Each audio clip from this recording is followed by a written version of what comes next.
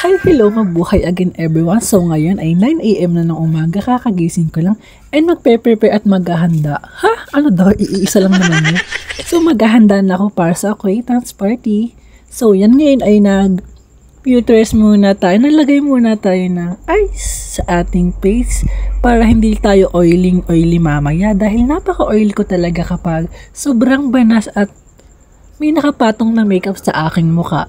So ngayon, ako yung naglagay muna ng yellow para mabawasan din naman yung mga eye bag natin, no? Na inipon and maroon. So, papakita ko sa inyo mamaya ang final look. So, bye-bye! And ayan, naging si Cassiopeia na nga po tayo ng brilyante ng apoy. Ha? Ano daw? Cassiopeia ng brilyante ng apoy? So, yan. Kamukha ko tuloy si Plumara din. Nagpatulong ako sa ate ko na tagtagin yung aking trintas or yung braid ko na pinahirapan ko talaga kagabi. And nagpunta muna ako sa parlor ni Mami sa 105 class. Malapit lang siya sa 105 yung parlor ni Mami. So kapag may kailangan kayo or magpapa-makeup and magpapagawa niya ng costume, gumagawa din si Mami, punta lang po kayo. So pumunta ako rito para magpalagay ng pilik kay Mami kasi hindi ko talaga kaya maglagay ng pilik at hindi lagi pantay. Lagi pa ding nahuhulog, napaka-hassle. So sabi ko nga kay Mami, utang muna ha. And yan, nilalagyan na ako ni Mami. So yan, magdadasal muna tayo. Charot. Magdadasal.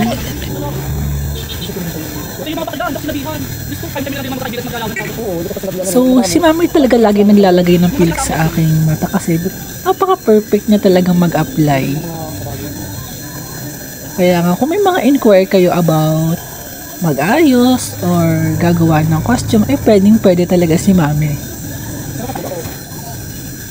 Then yan, tapos na. Inaayos ko lang ang aking tibdip kasi ang ating pasabog ay makikita agad. Ayaw talaga mapakita ng ate ko sa bida yung napakamahiyain niya. And yan, nakapunta na agad ako sa video at hindi rin ako nakapag-video ng pagsakay ko ng tricycle. Opo, naka-tricycle lang tayo. Hindi naman tayo yaman mo. Then yan, ganda-gandahan kasi may nakitang magandang spot or perfect spot na angat talaga yung beauty ko. Then yan, nagkami ng intermission number. So yan, nag-start na yung event and at gutom na talaga kami dito ng time na yun. So, checkahan muna kami dito. Then, napakaganda rin talaga na ayos ng acquaintance namin ngayon. Oh, manok! 40 na lang yung manok! 40 na lang po!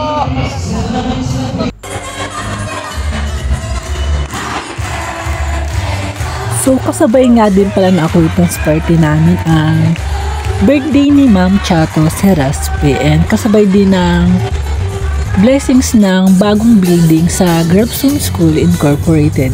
So, nagkameron pa nga ng intermission number ang mga prof namin ng college. So, gulat na gulat talaga kami dito kay Sir Alan at kay Sir Vito dahil bigay na bigay. At ang sigaw pa ng karamihan ay, ang mga tuhod daw! At nagsigawan pa nga talaga lalo dahil nagkameron pa ng blockings ang mga bigay na bigay naming mga prof.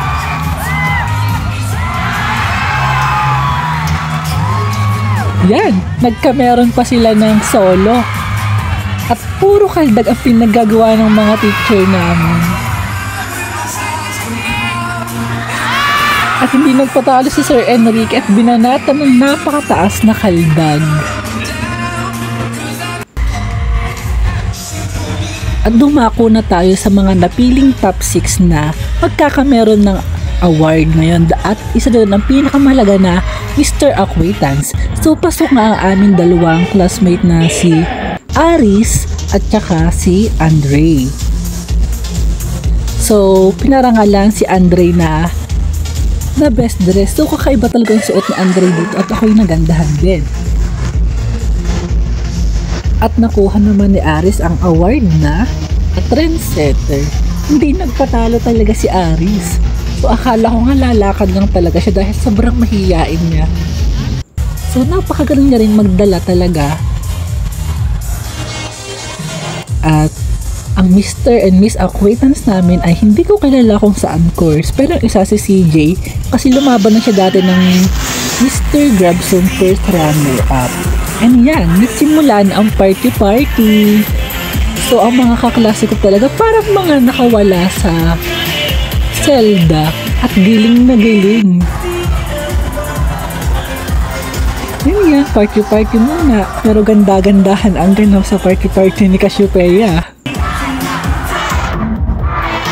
Giling na giling ang BSA is to dito. Tuwan-tuwa kami dahil nakikijoin din naman talaga sila sa amin.